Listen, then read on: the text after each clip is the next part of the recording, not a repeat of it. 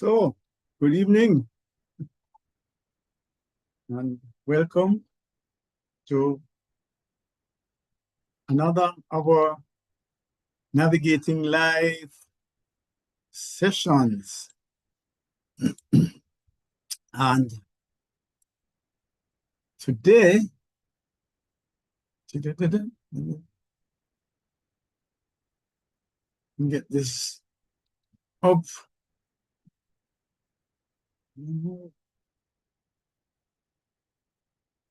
Wrong direction. All right. Okay.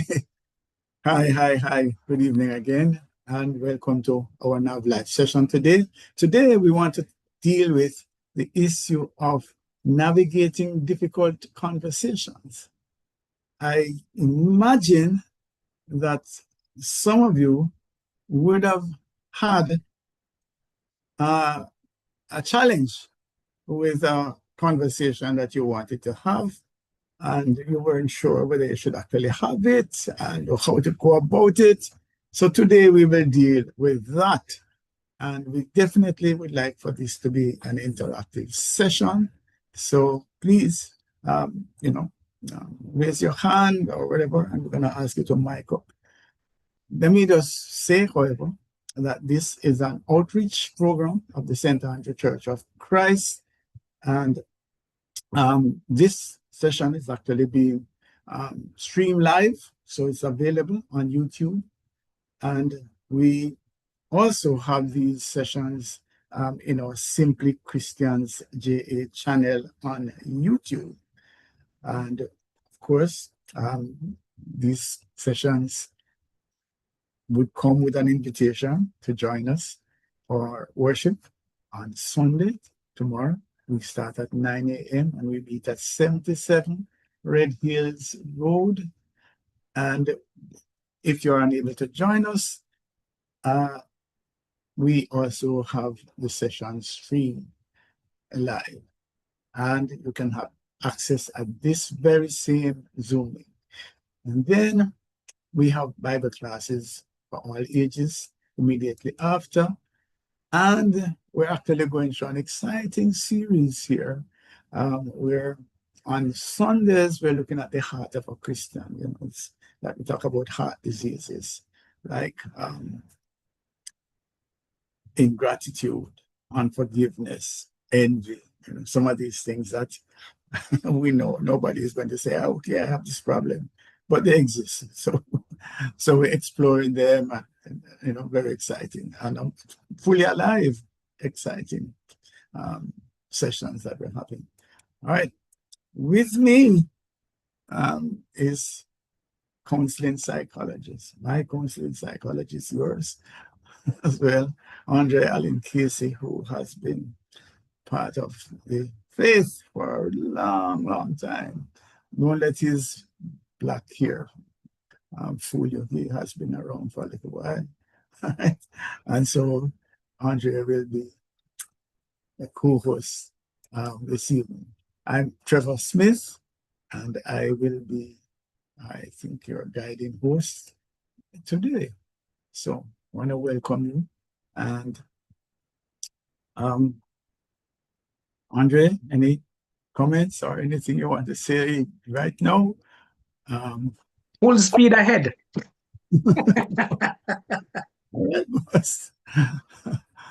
All right. So we navigate a little issue here using a different presentation. All right. This should work. All right, you can see me, hopefully, and you can see my screen, which is more important. Okay. So last year, we did a session on the same thing, navigating difficult conversations. It's a different approach. We're actually talking about being in the conversation, and even after the conversation, what you should do. Good stuff. Today, though, we want to focus on what happens before. So we want to look at conversation that you're having with yourself before you even open your mouth or even decide to go. All right. So this is what we want to talk about. We want to look at the inner conversation, that pause that we should have to reflect on what is ahead. What is ahead? Yes. So before we actually enter into conversation, we should actually have this strategic discourse with ourselves. All right. So that's the talk for today. Okay. All right. What I want us to do, I'm going to ask you to have your own situation in mind. So I just put up some here, but I want you to be thinking of a conversation that you had and maybe want to look at how you could have gone about it differently, or one that you should have that you have been avoiding, or one that you definitely decide that you want to go through, right? And if you can't think of anything like that, make up one, all right? But I'm going to suggest some possibilities. One of them is to give constructive feedback to somebody that is senior to you, all right? Somebody that has influence over you. It could be your mother, or it could be an adult uncle, or somebody that should be getting your respect, all right? Or it could be a boss, or it could be a colleague who is senior to you. Just think about that situation. In other words, if the power dynamic is not in your favor, yeah. So it could be, if you put it in the church context, it might be that you need to talk to the evangelist or your minister, or somebody, a bigger, an older sister or older brother about a matter. And yeah, so that's the first thing. So just be thinking of a scenario around that. Or it could be that you want to talk to your boss about a raise of pay. Or maybe there's an opportunity and you have to negotiate with somebody, maybe there's a business opportunity and you need to approach this person and you really don't know. It's such a big opportunity that you don't want to mess it up. All of that. All right. It could be also just a colleague, so there's no big power distance. The two of you basically are the same level, etc. But the person is messing up or doing something that shouldn't happen. And you want to actually, talk to them about it, of course. But, you guys are working closely together. Maybe you're not bosom buddies, but, you still have a cordial relationship, etc. And you don't really want to mess that up. All right. Another possibility is that here you are, high-powered executive in a meeting with maybe directors or the powers that be in your organization, and they're discussing things, and there's something that they're going on a track, saying something that really and truly you don't think that that's the right thing to do, to say, or to whatever. That they're missing a key point. They're missing a key point. And here you are among these high-powered people, knowing deep inside that these people are going on the wrong track. This needs to be said. Or somebody should say this. Not me, maybe. Somebody should say this. Yeah, so think of that as well. And then your friend, good friend, or neighbor, whatever, you guys get along well, but something happened. And man, it's causing a little rift. Yeah. Maybe my friend took away some tax benefits that my company benefited from. and I could make several more billions, but my friend has moved that. And so I don't know if you follow any news, but anyway. So therefore, there is this problem that I need to deal with. All right. Anybody can identify with any of these, by the way? Remember, this is an interactive session, okay? Anything close to this has happened to you, or could be happening to you, or should be happening to you? Anybody? Or is this just make believe? No? Well, people have peaceful lives. All right. So, first thing I want to look at is answering the question. This is, remember, this is the conversation internally, right? So we're talking basically to ourselves. Why would this conversation matter? Why am I even classifying it as a difficult conversation? Yeah. Well, one of the things that we have to appreciate is that some of these conversations don't turn out the way that they do. Maybe they don't happen because what we don't say to ourselves, right, is where the problem is, as against what we have said to others. What am I saying here? I'm saying that a lack of clarity internally is a bigger cause of the problem. We're going ambivalent. We're not sure what we should say or whether we should say this. We're not even sure that we should have the conversation. And so we're going in messed up, if you want to put it that way, without having stopped. And I'm going to, I don't know if you know what I work a lot with the DISC theory, the behavioral framework that looks at dominance, influence, steadiness, and conscientiousness.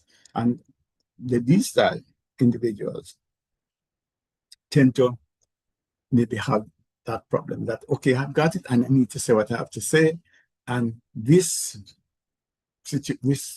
practice that I'm suggesting that we go through, this discipline is probably missing. And the I style also believe that, they can have the sweet talk and make it happen. And so those are some of the things that we have to consider, that this is a critical component. We need to have this dialogue with ourselves before we even enter into the conversation. All right. So then mastering this inner conversation skills is what is going to help to make us get the outcomes that we want. Yeah. So prepare. As a matter of fact, last year when we did it, preparation was one of the keys that we had. All right. So let's move on. Okay. So what is this inner conversation then? One of them is that we need to look at the stakes. What is involved? What are the stakes involved in this conversation? If it doesn't go well, what is at stake? If it goes well, what difference will it make? What are the stakes? Yes? And the higher the stakes, for example, the meeting where the big wigs are there, you need to say something that's not aligned with what the big wigs are saying. Those are pretty high stakes, right? So there we go. And then also, if you have a boss that doesn't take well to feedback, and you're giving them feedback, that might also be a high stake situation. So that's what you want to look at. What's involved? What's at stake? And align with that are the risks. What are the risks? Name them, identify them, and see how we can mitigate them. What is the impact on relationships, and what's the status of the relationship before? What's likely to happen after? All of that, right? And then running through all of the possible outcomes.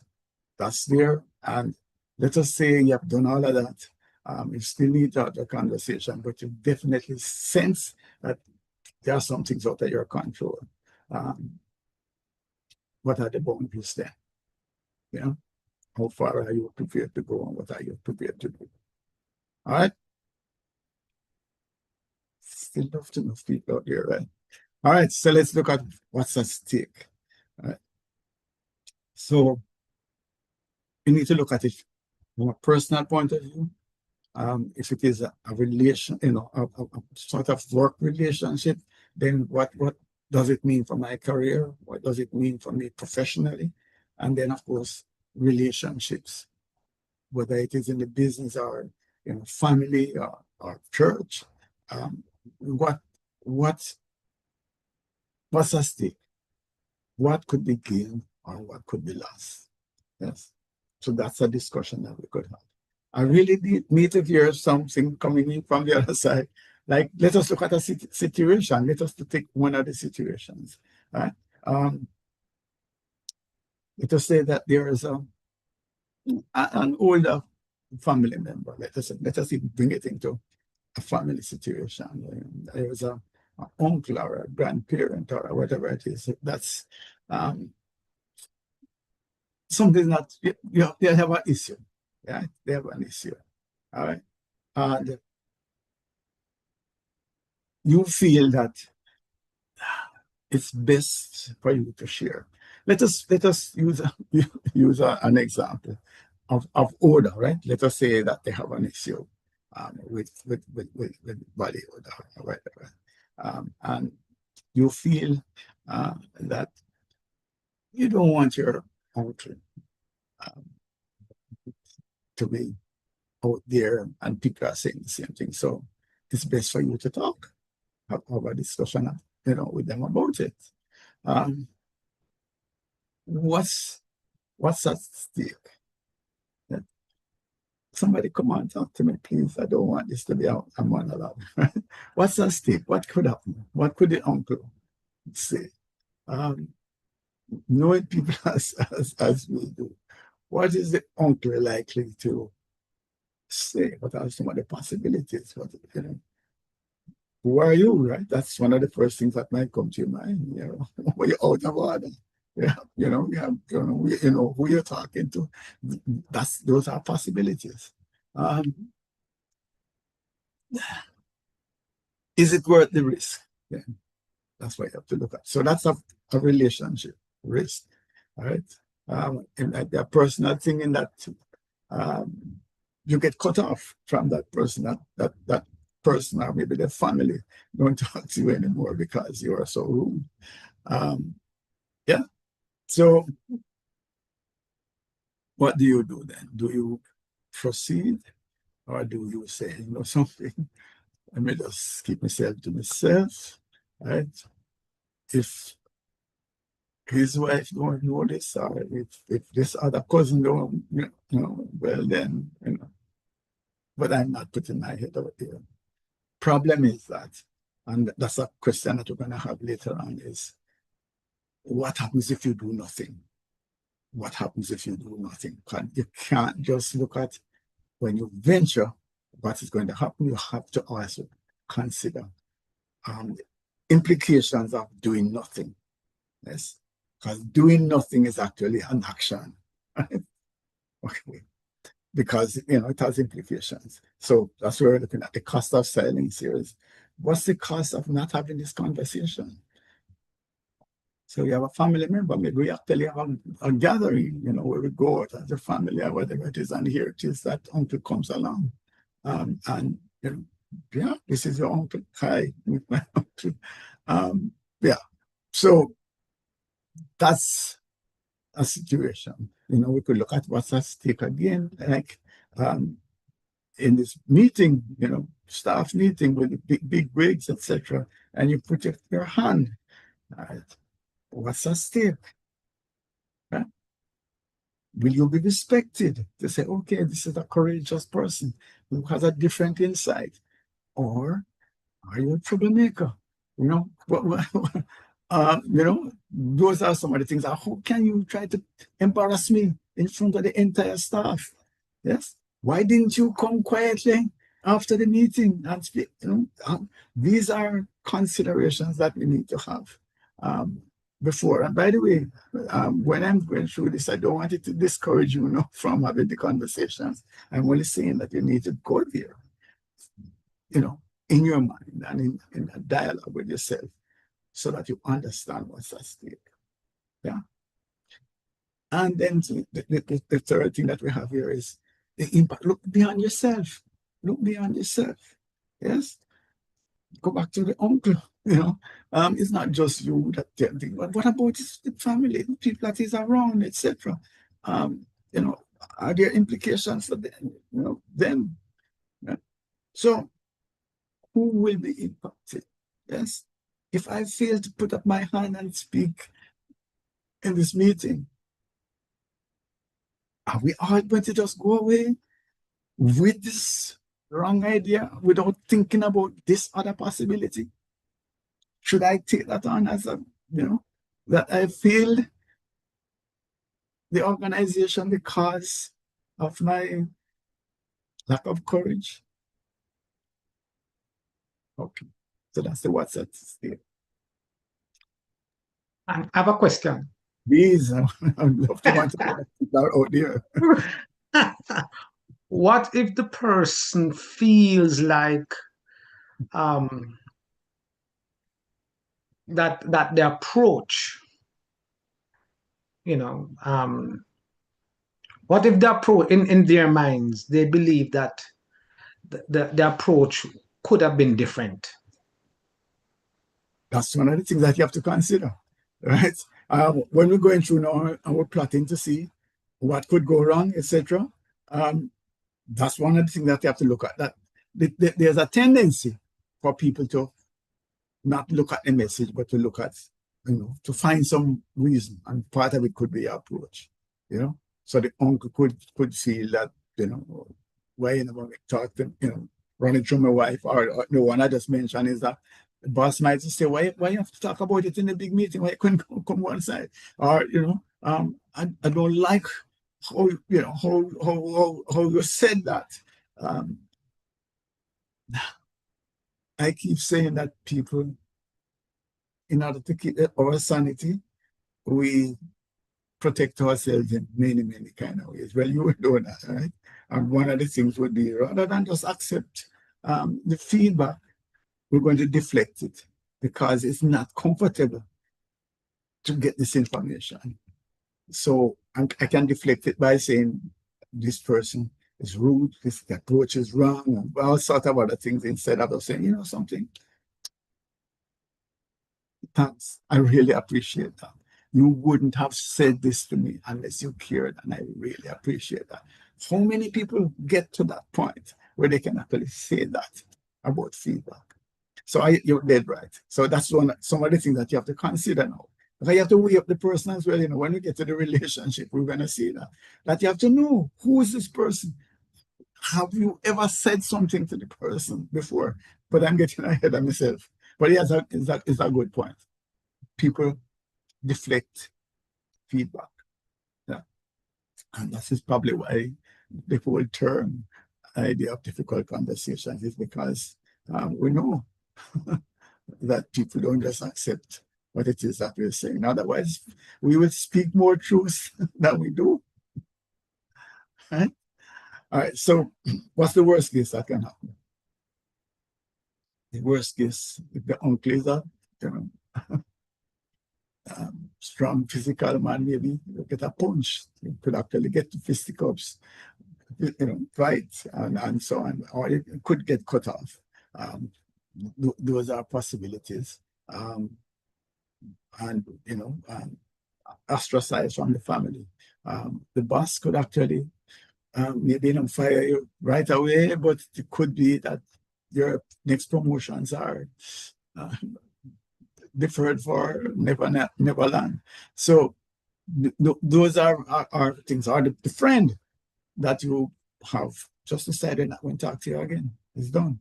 Yeah, this is over. Those are possibilities. Again, then you decide, is it worth it to go there?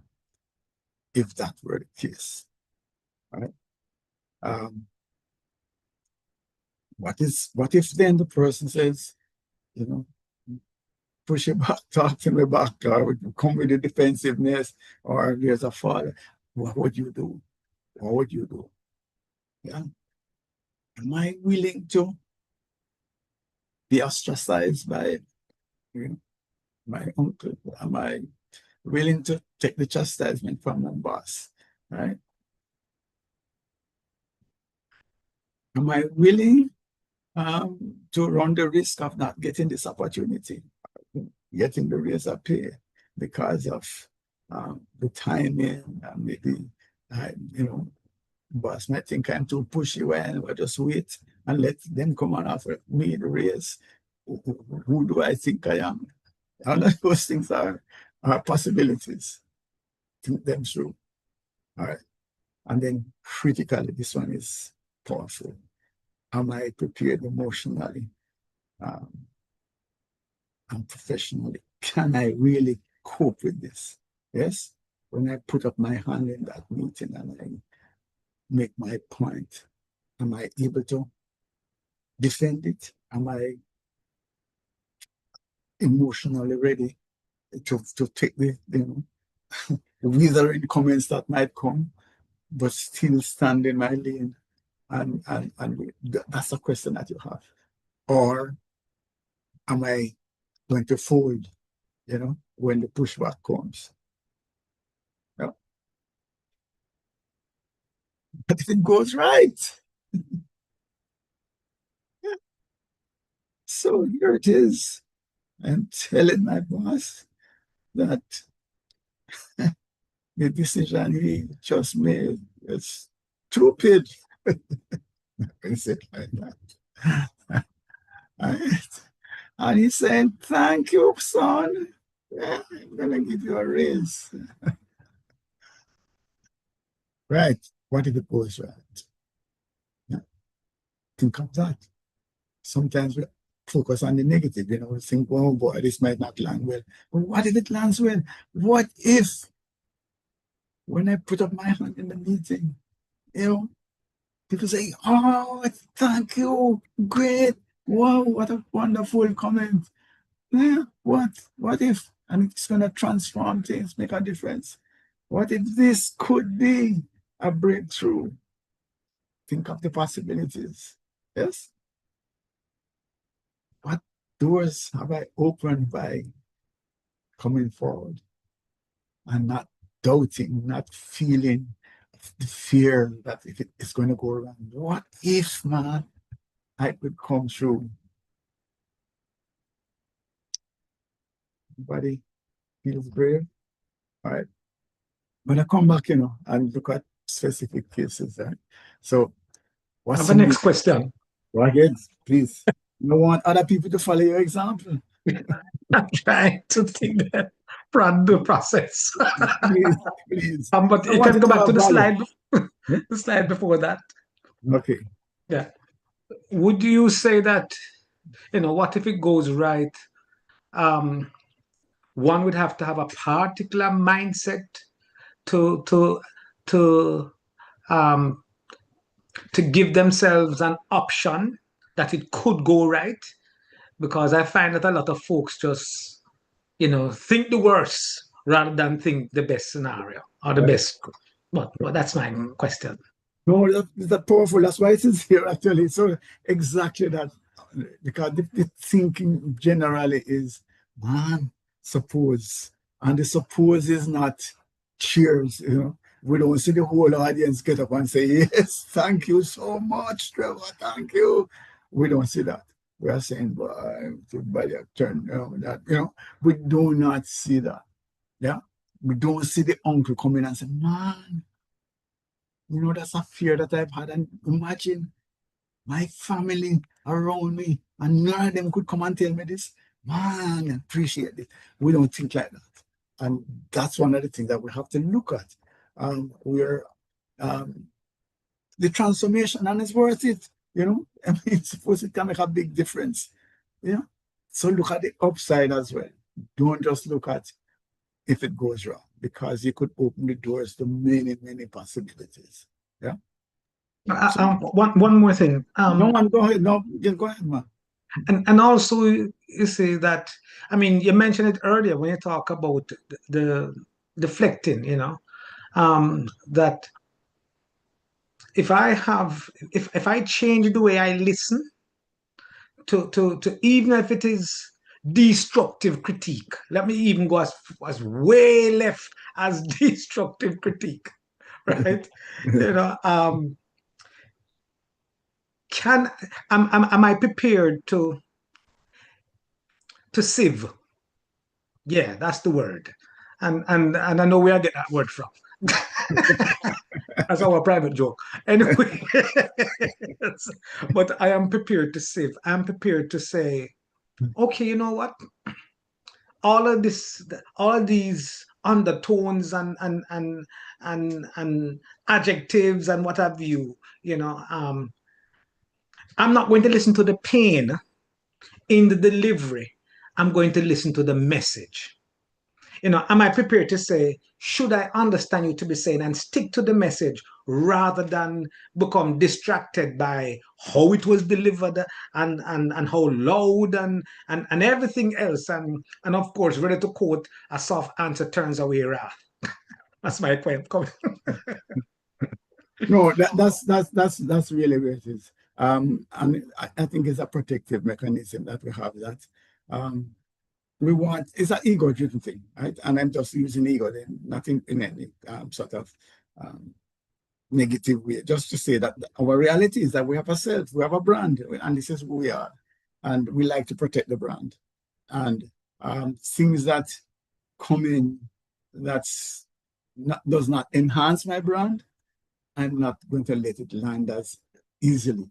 You have to defend, you have to come through all sort of hoops for me to accept it. That's basically how most of us are. As we grow in terms of emotional intelligence and maturity, spiritual maturity especially, then we can tend to take on some more feedback in a positive way. All right. So thanks. Powerful insights. Right. So the nature of the relationship. You're going to spend a while here. I would suggest that you do that in your conversation with yourself. Look at the history first of all. What kind of relationship you have? All right. Get myself in a little bit trouble, but we're talking having difficult conversations, so we can put out things, right? Okay. So let's think about church, right? So little children come and they make noise and they do whatever it is. Right. So let us say I'm an adult, etc. And this little child is making noise, whatever it is. I go and I want to talk and I want to correct her, etc. All right. Service is over, etc. I have no connection with this child. I say nothing. I've never spoken to her or him. No connection, whatever it is. But the next week, come on, I'm going to go again and say, don't do it, whatever. Just think about that kind of relationship where there's no connection. We're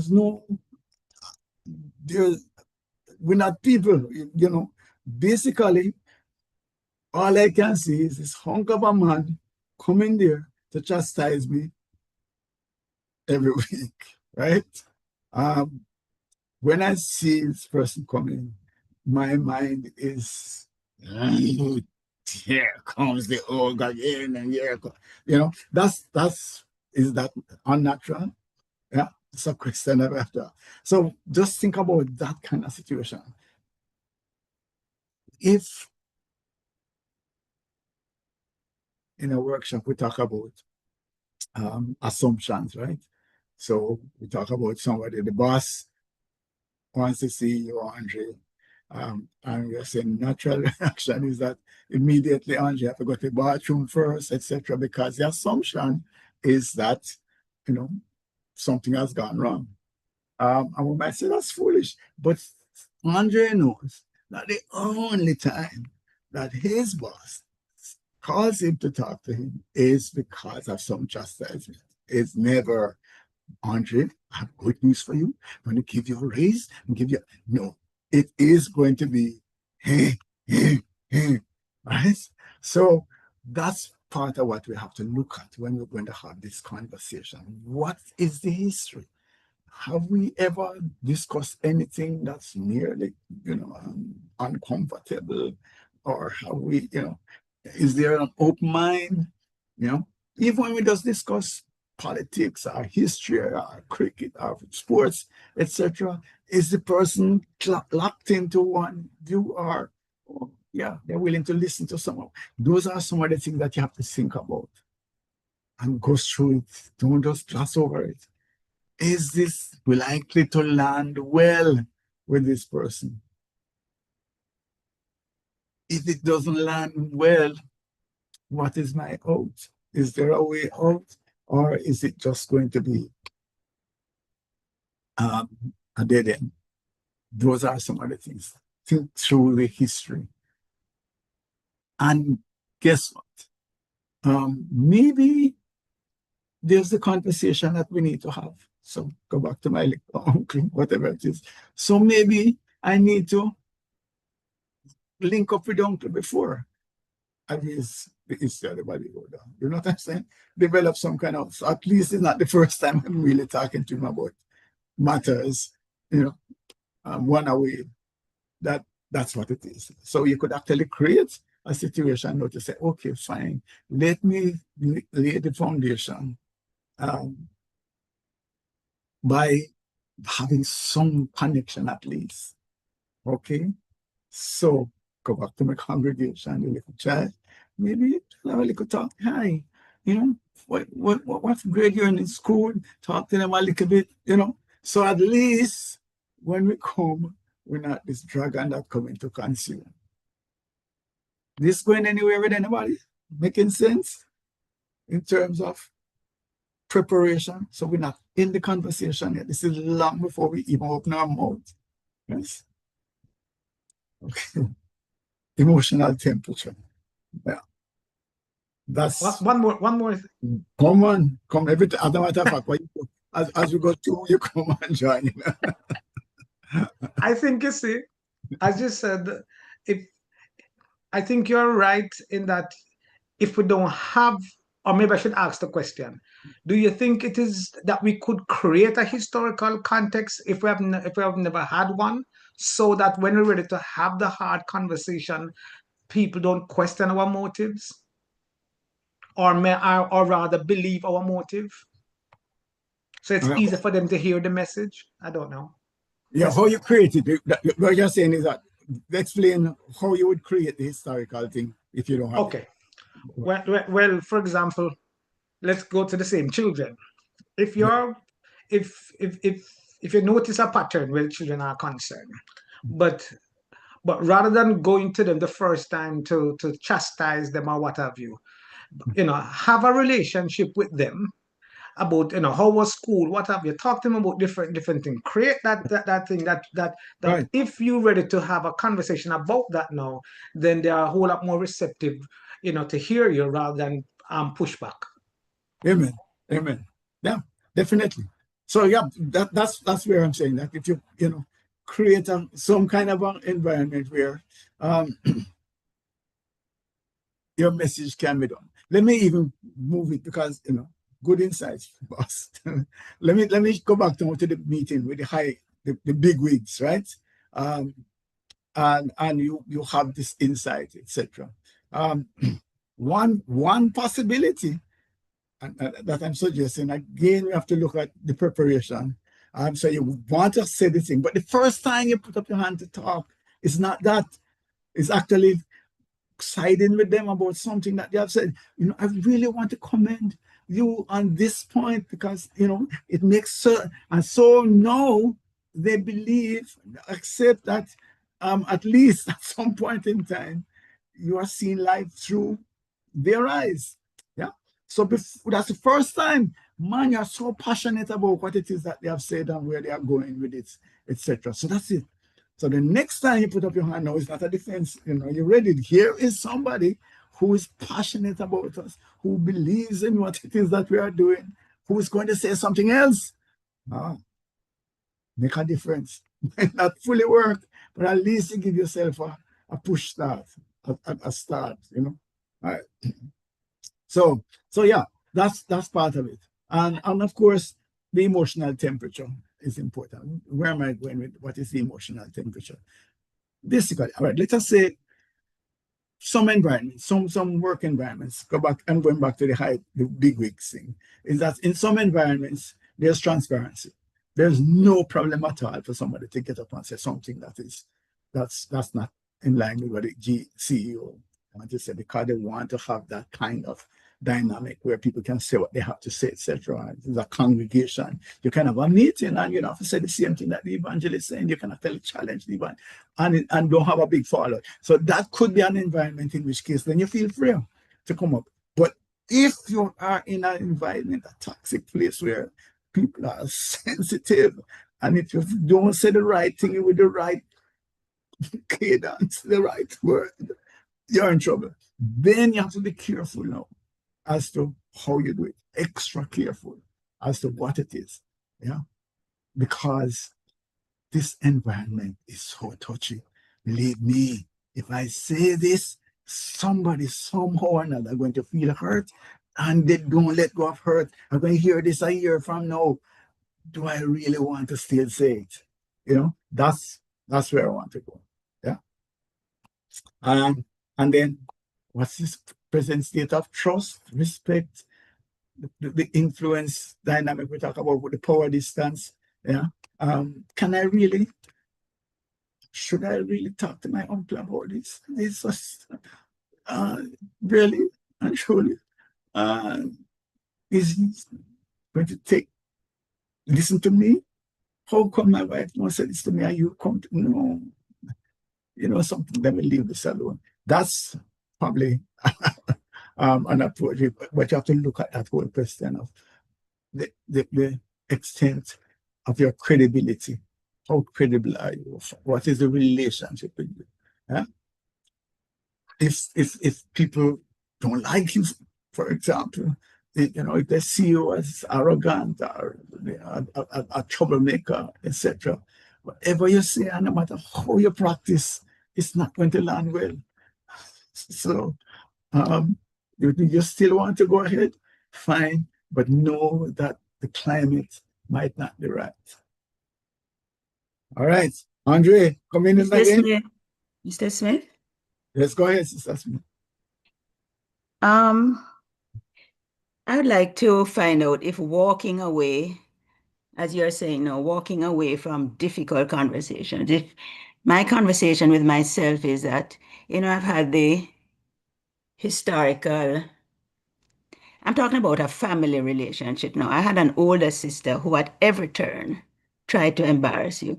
And I always wanted to have a conversation with her to settle and have peace.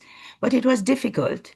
And I just decided in my mind that sometimes it might be good to just walk away from these conversations that will never be resolved.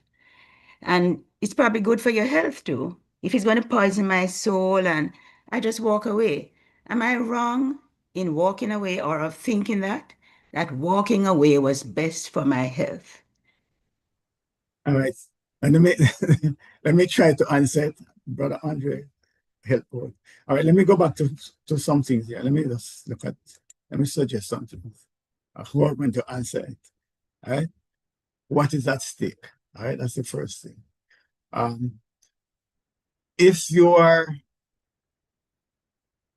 let us say that it's bothering you, right? The situation is bothering you. It's upsetting, it's annoying, it's nagging, etc. All right. So what is at stake is your peace of mind. All right.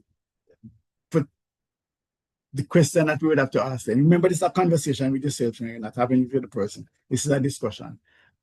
Is my peace of mind going to be improved if I at least say how I feel, get the message across that this is disturbing, this is not desirable, their actions are, whatever it is that the communication has to be. Will I feel better that I have downloaded this, got this off of my mind, and we might not change the relationship or not? So that's a question. What is at stake? Is there some impact there? If you look at this also, there's the wider impact. Am I the only one that's being impacted by the behavior? In which case, if that is not, if I'm not the only one, then the conversation might make sense as well. All right. So weighing it up, I would say weighing it up would be, am I going to be in a better place walking away or having the conversation? So that's a first dynamic that I would suggest that you could do. Based on what we have this, you're suggesting it might be that it's not going to go right. Right? So we just have to just look at what happens then, if I get a double dose of the behavior, or if the person just rejects what it is that I'm saying, and there's total fallout. Maybe am I ready for that? Am I ready to emotionally to take that, to say, well, okay, boy, I believe you. I'm going to get a battery now. When they get a double dose, everything that I'm saying that I don't like is going to come now because I have now stir up the answerness. That's a possibility. We'd have to be ready for that. But what if it could go right? What if? Oh my gosh, thank you. I wasn't realizing maybe I was taking things out on you that I'm feeling internally. I really thanks for having the courage to talk to me about it. No, I might slip up, but I want you to just keep reminding me that when I go off like that, because I don't want to have that relationship. What if that could be the outcome? So that's where, again, you'd have to weigh up whether we walk away, in which case that's never a possibility, and whether you have the conversation, whether that outcome will be there. That is my kind of answer. I don't know if it helps at all, but those were the two things that I would, the two sides of the scale that I would wear on all of them. Go ahead on. I mean, you're right, it's a difficult conversation. I think you see that once you, if you have done your part, and you think that and your experience is that the outcome is one and the same, then protecting yourself going forward, I think, is important, but as long as there's no resentment. The other person must know that, listen, if they come to their senses, you're here to, you're always, in other words, they mustn't have something bad to say about you. If they're going to be true to themselves, if they are going to be true, let it be said that is it. You have done your best, and you can go to your bed and you can sleep. I'm just saying. I'm just talking about the walking away. If after you would have done everything that, Brother Smith has shared so far, and because all those things I think would need to take place too, because sometimes we can trick ourselves, to say, well, I've done my best. When really and truly it's tired, we're tired. But tired will make it feel like we are run-down people. And a big friend and a big this and that. And knowing fully well that, but there's a strong possibility now that, it still can go south. No matter what you say, what you do, it going to go south. They're going to turn it back on you. They're going to do reverse psychology. They're going to gaslight you. You name it. And so I'm not inviting you to be naive to the treatment, but what is the goal? And if your goal, if you have a sincere goal, and you would prefer to have a better relationship, I've literally said to folks, and seriously, I walk away now, but here's how I walk away. I've literally said to folks, boy, so the relationship between me and you is not where I'd love for it to be. but maybe one day the two will grow up. And that was it. I said, maybe one day, and I noticed what I did.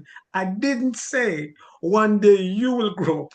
I said one day, or maybe one day the two will grow up. And that was it. And I left it. And I tell you what, amazingly, both of us grow up. Because maybe now is not the time to have it, but the question is, do we have the door open or the window open for people to come and have a conversation with us? And that's my 2 cents. Okay. Sir Smith? Yeah, Okay. my goal was peace of mind. Yeah. And I walked away and I got the peace of mind. And there was absolutely no resentment. So, that was the case with me. And I'm alive today and at peace. Cool. All right. Okay. But that's a good example, though. And, as long as we go through the process, what I was suggesting is that we weigh it up then, right? Am I going to get greater peace of mind from, having said what I have to say, even though it might not have an impact, or we just leave it? Those are questions that we have to ask. Mr. Smith, Sir. I probably would more want to direct my comment or question to Mr. Alan Casey, if you don't mind. Go ahead. There was a situation, and to be frank, Mr. Smith knows of it too, where a particular boss was not very familiar with good pronunciation of certain keywords in the business. And the challenge was, do I allow the boss to continue to make statements and appear on TV with the mispronunciations? Or is there a responsibility to correct the boss or to attempt to correct the boss so that he is not appearing in the media making these mispronunciations? I don't know what Mr. Alan Casey would want to respond to that, because it was a real situation. Andre? I mean, yeah. Or Mr. Smith, for that matter. I mean, so far, in following all the steps that we have been through so far, I would say once I wouldn't have an issue with speaking to the person about that. But the question, I guess, one of the questions I'd ask is, do you have a relationship with the person? And why that is important, because if the person only see you as, in other words, even with your best efforts, if the person see you as a fault finder, even when you're telling them the truth, it might impact how they receive it. And so it seemed as if you might not be the person to have that same conversation with them, and so sometimes you can use someone else to have that conversation. You don't have to be the person to help them, especially if the goal is to help them with their pronunciation. I'm saying if that is the goal, then why is it the case that it has to be you who deliver that message, or could it be someone else? So that's how I would respond to that. No one else would have been brave enough. That's the problem. It was the head honcho. Yeah, right. So what I know the situation, so I can speak to another point that has been brought out here, though, and it goes back to the question of the power distance, the influence, and that relationship. In this particular case, it would be awkward given the nature of the person. It would be awkward for somebody to go and correct, because the way the person carries themselves, not arrogance or anything, it's just a sort of respect that you would have, that you wouldn't feel inclined, because also that maybe people out there would accept that, okay, fine, he's not saying this word right, but we have such a let us say that suppose you're saying use that word a different way. You never pay it much mind, you say, okay, fine, maybe I'm not saying the right thing, but this man is untouchable. Is that kind of so that's another dynamic that you have to look at as well. The status, the relationship, that status of the person, and as to whether in truth and in fact, you want to do anything that would diminish the person's status in your mind, or have them think that you are undermining them or lowering them down. Powerful point. Thank you. But yeah, so yeah, it's a lot of different factors come to play. It's not just get up and just go talk. Right? Trust me. Yeah. So this is a sort of where we're going. Is that what has happened in the past? Is there a pattern? Is there how does this person speak? What's the dialogue like, etc.? Can I interrupt you again? Please, man. The slide before this one, when it mentioned trust and respect. Trust and respect, is it should it go both ways? In other words, if I have a difficult conversation to have with you, is it that should I have trust and respect towards you, or should the recipient have trust and respect towards me, or should it go both ways? Where does it begin, or where should it begin? It has to be both ways. Otherwise, there can be a breakdown. Yeah. So yeah, if if the credibility on either side is low, then the stakes, the risk of the conversation not going well is increased considerably. All right. So in other words, if I believe that this person has no relationship with the truth, and or vice versa, when I'm going to have that conversation, what am I to expect? You said that, I said that, no man, and twist me around, gone back around. So the conversation, you know what I'm saying, is just going to be very, very difficult to have a meaningful, productive conversation where there's weak trust or where there's no respect. Remember, for the conversation to take place, again, the words that we use, the tone that we use has to be in place. Again, if there's no respect, then we're going to just have, a shout fest, or, people going to cuss and do bad sort of whatever it is. So, understanding those things are important so that we know what we're getting into. Yes? So, Uncle, I know Uncle going to cuss every language of every sort when I go and talk to him about this. But do I still want him to go out and don't fix the problem? That's a question that we have to ask. Yes? Brother Smith? Yes, Sister Elise, go ahead.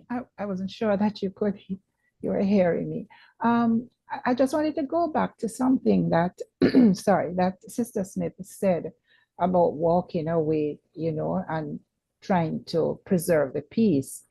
I've had a situation long years ago where, I was confronted, and, the person started to use bad words. And at that point in time, I said, well, I'm not going to have this conversation anymore, because I'm not going to lower myself to be responding. Even although I don't use those kinds of language, I would not be lowering myself to speak at all with this person, because I have to maintain some amount of dignity.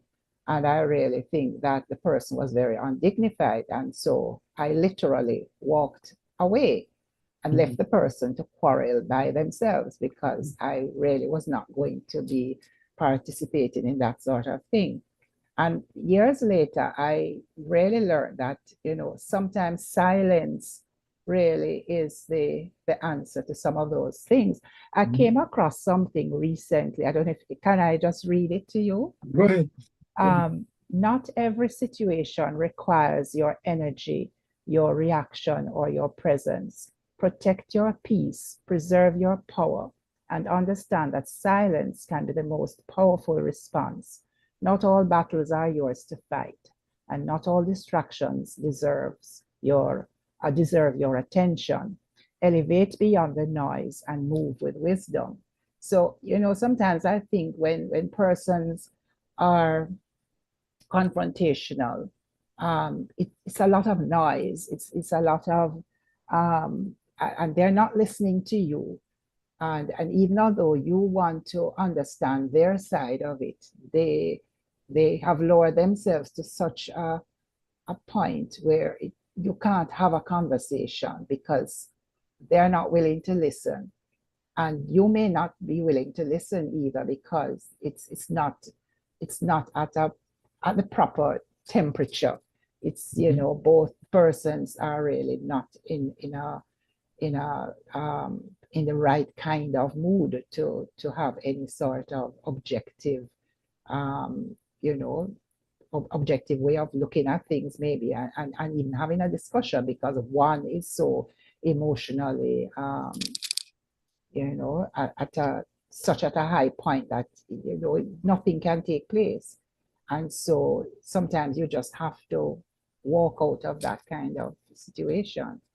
And it is true that there are times when silence is really just the best response. I mean, no resentment, but the person eventually comes to their mind and comes to their senses, as Andre had said, not too long ago. They come to their senses and they realize that, what they had done was just not right. And you can pick up from there. So I suppose, you have some sort of context, or at this point, there's respect. There's some sort of respect that is garnered somewhere, and then you can both now go forward. And I have found that does work. It may be difficult, very difficult, but it can work if you get to a point where both are now willing to listen to each other and not react, because sometimes it's reactions that are the problem. I have a difficult question for you. For me? For Brother Smith. Maybe you can answer it too. Go on. I want to respond to Sister Elise as well. Go ahead. Okay, and what if your peace is bringing others or putting others into pieces? And Okay. All right. Let me answer the other one first. All right. No, let me do yours first, Andre. What was it now? There's one that talks about implications from others, right? I remember what it is, right? Who will be impacted if the desired outcome, either way, right? So the pieces, if a lot of people are going to be impacted by the person's behavior, etc., or in any way, then obviously there's a difference. Society, sometimes people talk about, I don't want to get too deep into the neuroscience, but basically when people are there, there's the cortisol level are rising, and cortisol and rational thinking don't go so well together. And if you start to feed, push back in, it's just going to escalate. It don't make sense. So there needs to be a thing. So you remember even the count to 10, all of those things, are what I'm teaching the people at Melrose. Shake off like a shaking off thing. Any kind of movement, body, whatever it is, just want to stop. Because there's chemical thing that's happening is not, sometimes we can't just do this because it's deeper than our self-control mechanism, etc. Sometimes the way that we are wired and the way that we continue to behave, reinforcing that wiring, it's not so easy. So yeah, but I want to share a thought as well, though, that sometimes people talk about silence like it is a defense mechanism, but just think about being angry with somebody and wanting to talk to them and they're not responding. Would you prefer for them to quarrel with you, push you down, etc., or don't say anything? Which one is the most painful or upsetting for you when you are in the height of your rage and want to talk? Which option would be least pleasing to you? Is it not silence? Yes. Yes, because there is no rational thinking going on when somebody is in a rage. So it's really best not to respond in at that time, I would think. No, what I'm saying is no. I'm saying silence as an attack mode in a sense. I put it not in a sense. What I'm saying is the person who is angry definitely do not want you to be silent. Yes, they want to, because they want to have the thing ramping up. So they want you to say something. They want you to come have some answer, some feedback, etc. And so the most difficult thing to deal with when you're angry is somebody who is non-responsive, who is just there. What you do there? After a while, you can't quarrel with yourself. So I'm just sharing that silence is more than just a kind of quiet sneaking out. It's really a very powerful tool as well. All right.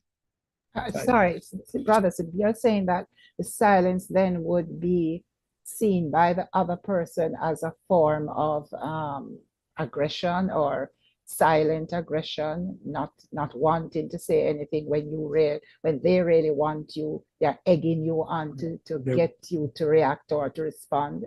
Yeah, that's something that they can't cope with. They don't know what to deal with because they want you to say something. I wouldn't be able to cope with their kind of rage because they're really not being rational. So I would want to keep quiet and walk away. Yeah. Or you can say, I'll get back to you. Yes. I think the silence will help them help Yes, both that parties. is it. Hopefully they will think about, the situation, and yes, that's a good thing too. You definitely want to get up to a space where people are in another place. And that's where that was in terms of the emotional temperature. You definitely need to know that. Sometimes people talk about whether this is a teaching moment or whether, all of those kinds of things. You have to consider when to do it. So I think we kind of deal with this part in terms of the history. What is the historical pattern? What has happened there? What's going to happen now? But the future now, here's a big one. This conversation that I'm about to have or thinking of having, etc. Am I going to have to deal with this person in the future? What kind of relationship do we have? It's one matter for me to go into a retail store and let the customer service person know how terrible their service is because I don't want to come back here. But what about my wife? Can I say something to her and then, I'm going to be in her face and she's in my face for the next, it's a different dynamic when we look at the relationship, the nature of the relationship. Do we have to coexist? Do we have to interact at a certain level? Those are some of the things that we have to think about when we are looking at that internal conversation. All right, so let us move on to how can I mitigate? We know that generally we're going in with a mindset that this might not work out. I'm still going back to that conversation, that question that was asked about the boss. And I'm just wondering, I think that I could have said it. Anyway, would it have changed the relationship? Never occurred to me to say it though. Interesting. So, communication approach. How can I tailor my tone, my timing, the setting, all of those kind of things? Really do not want to give the feedback when the person is in an animated state, doing something and they're busy and they can, they look for the phone and that's that is not the time to say something, really and truly. You really want to have a timing that's all right, it's easy, relaxed, etc. Right? And the setting and the timing, two different approaches I'm thinking. There might be one approach where maybe a meal, because sometimes what they're saying is that food and so on kind of still you calm you down, etc. in a different frame of mind. And then of course you can talk about all sorts of other things before you can raise the point. So you have time, you can actually set up the scenario before you say what you have to say. But suppose it is a challenging issue and it's going to hit the person hard. You might want to be in a situation where you give the information and then leave the person, give the person a chance to digest and respond, etc. So you don't want them to be in a meal situation where for the next hour the person is there with you and the discomfort is too high. So those are some of the things that you have to think about. Is this a give the information, allow them space to understand what it is that you have just said and to respond to? Or is it, okay, fine, this is that time where we can just sit down, we can go easy, talk about it, even look at solutions, the possibilities, right? Empathy is important. Talk about that as well. What is the relationship? Does this person have my best interest at heart? Do I believe this or not? And then what is my purpose? Why am I having this conversation? Why? At the bottom of the line, do not lie to ourselves, right? Am I really just trying to get even? Am I trying to get praise? What is it? Why am I having this conversation? Yeah? And then, of course, you know that I work with DISC. So you have to look at it as well. Where maybe your D style would prefer to just get to the bottom line. Yeah. Yeah. This is what you want to talk about. Fine. No matter with the sandwich, just give me the meat. And yeah, and my back is broad. Just tell me what it is that you have to say. So can't do that with the S style, definitely. And even after you put the double bread on either side, you still have to make sure that you go back and make it clear that there's empathy and that why it is that this needs to happen, etc. Yeah. With your I style, yeah, a story. That's what Nathan did with David. Just tell him a story. You never come and say, "Boy, David, what is this that you have done here?" No, give a nice story. And then David is saying, "What? Oh man, that person shouldn't exist." And then, so that could be an I style as well, where you tell a story, etc. For the C style, it's going to be evidential. You have to come with evidence. Yes. So in the case of the with the technology now, I don't know if that was there. You could send a voice note, which is saying this is how you pronounce the word. Yeah, one of the dictionary things you forward and say, well, okay, here's the word, this is how it is spelled, this is how it is pronounced. Maybe anonymously. But evidence that you need to come with the facts. When you put up your hand in that high stakes meeting, make sure that you have solid ground. Otherwise, your C-style people are going to cut you to pieces. Yeah. Questions, comments, suggestions? All right, here's a man bump now. You think through everything. You make sure you go through all of this, etc. Right? Um, but when it comes to the final analysis, all the preparation, to go back to Sister Smith's situation, no matter how you prepare, you're going to get boof. You just know that you're going to get boof. What happens then? Do we walk away? And we're not saying that don't walk away. I don't want anybody to hear that I'm saying never walk away. I'm not saying that necessarily.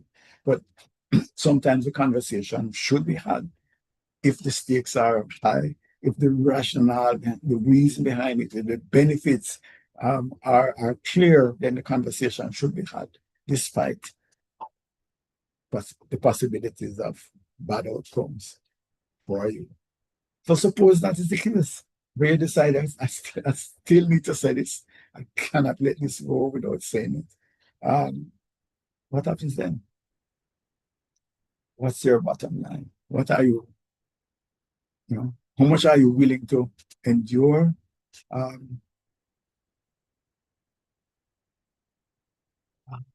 Clearly, you're not going to lie or do anything unethical to, to ameliorate the situation. Yeah. So Uncle says, is it that's at one time? I remember last time I might have been doing some exercise, and is it just one time? And for peaceful life, you say, yeah, I think so. I think so. But every time you see Uncle, this is the situation. So do you, yeah, what is it that you are prepared to do then? When the pushback comes so hard, are you willing then to, I'm not saying lie, but not convey the true situation? That's a question that you have to ask, answer for yourself. And then, how do you protect the relationship going forward? Do you avoid Uncle forever? Or do you reach out and you're not doing anything wrong? So you could actually reach out and seek to converse in a normal way. That's it.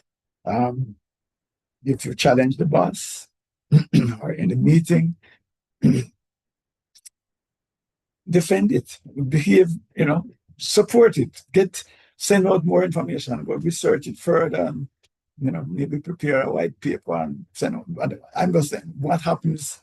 How do you respond? And this, by the way, is not after the situation, It's not after you have the conversation that you're doing this. This is still before you open your mouth, right? Where you have to have those kinds of plans. Say, okay, fine. If this happens, then this is my response. This is what I'm going to be here. And am I then, having done all of this, ready to move forward and to see how things play out? So that's the basic framework. I want to get some feedback that it's key to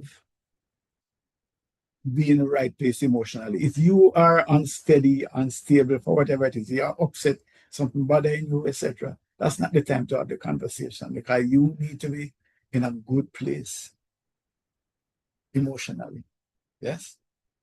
You need to be able to, I suppose, be mature emotionally so that you can control yourself, so that if the person says something that is upsetting to you, then you don't fly off and start to curse them. Or when I say curse them, I say something personal. In other words, move it now out of a dialogue at work and start to talk about the person, personal things about the individual. You don't get off into that. You still remain calm and firm emotionally. That's important. And just be aware of the relationship and what is going to happen afterwards. Those are some of the things that I would like to think of. All right. So I just put back the application, this course down there. We've got the scenarios. Maybe you have your own, but now it's question and answer. Um, any comments? Any value from this? Any questions as to where it could go? One of the most challenging ones I would think would be the team member as well. Not, the power thing is there that you might have the courage on that. But on a day-to-day basis, there's going to be something that you need to say to a team member if you're working in a environment or whatever it is that you might need to say it. And so that's a recurring decimal, like how do you go about that? Or do you just smile and just let it happen? And then when everybody does the same, we start to bring a cloud of lack of transparency in the team. And that's how you start to have a toxic environment, because people don't say what it is that they have to say.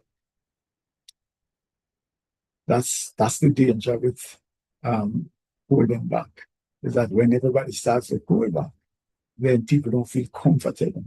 Yeah. Talk about psychological safety, where you see that if you can say what you have to say, and it just lands, people take it on and know that we don't mean any harm or whatever it is, and then you can move on. Brother Smith, could you go 2 slides back about the one with timing? Great. The timing, right? That's right. The one about timing. The one, no, forward. No, it's too far. No, after that one. Yes, I think this is the one. Yeah, about approach. Yeah. And timing and just using the style. I think that is.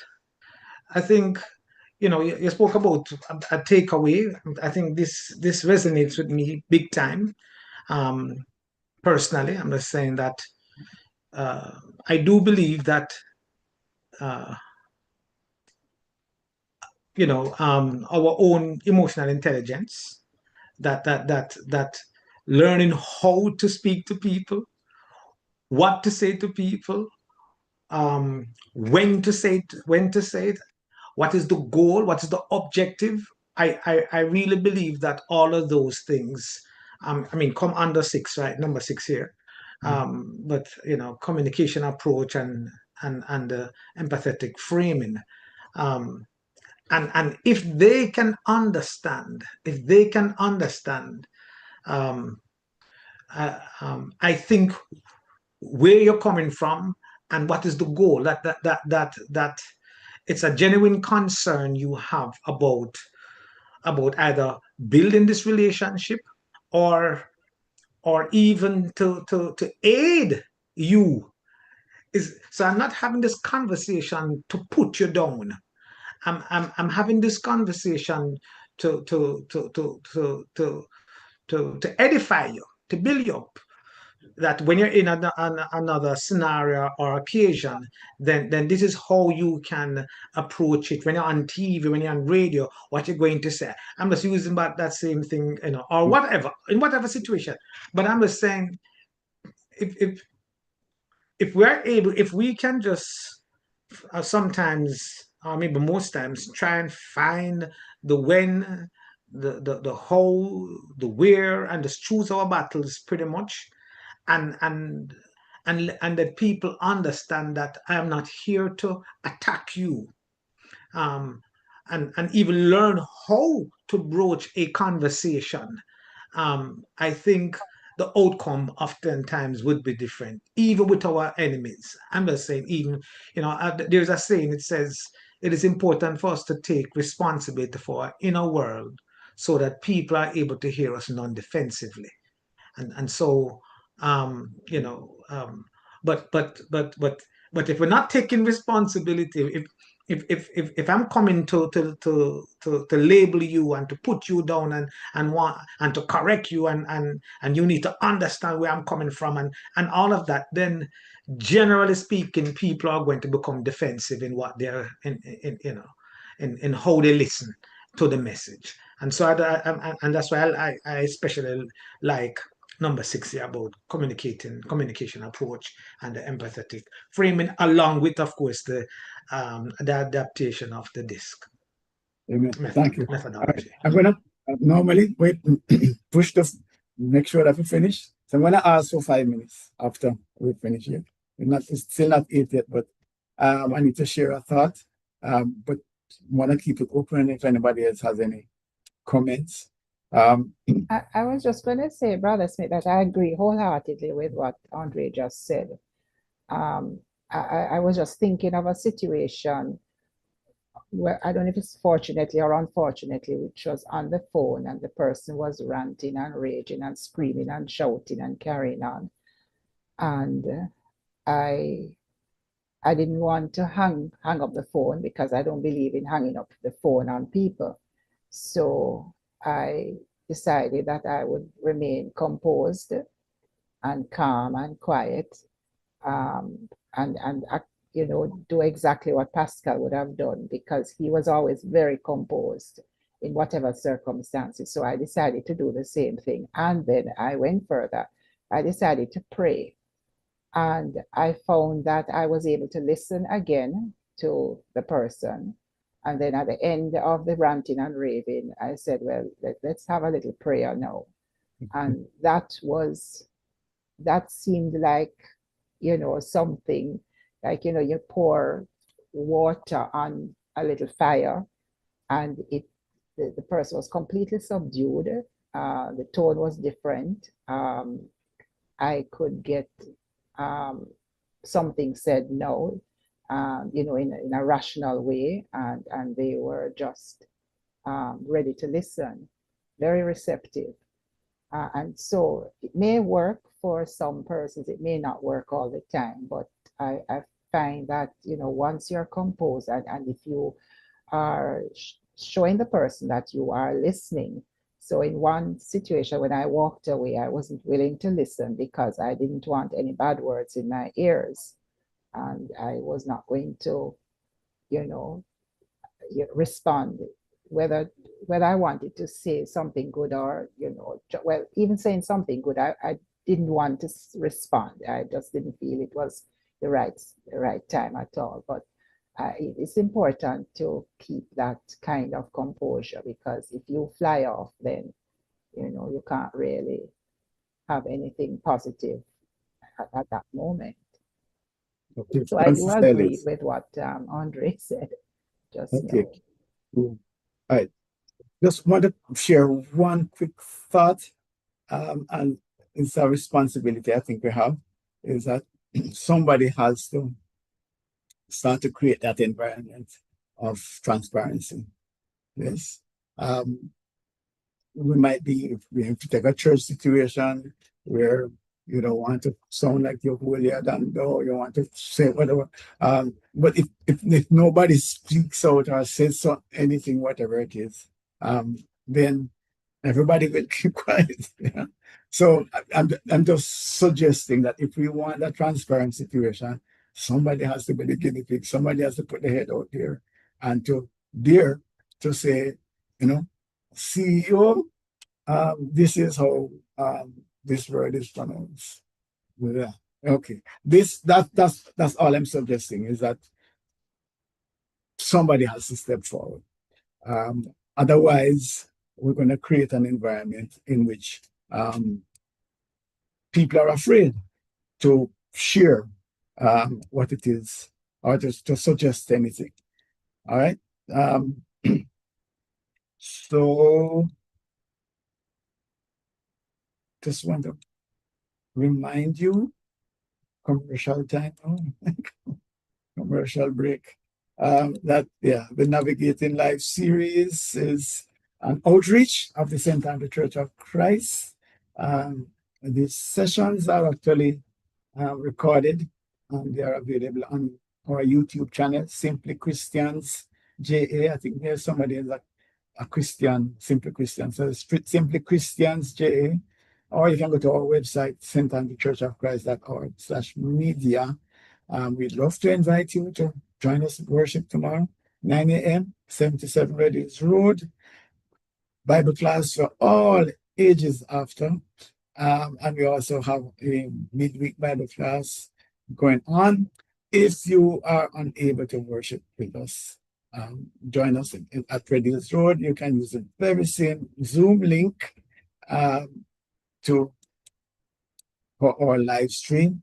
Our Bible classes are very interesting at this time. We're doing Heart of a Christian. What is that? We're looking at conditions, spiritual conditions, envy, pride, ingratitude, unforgiveness.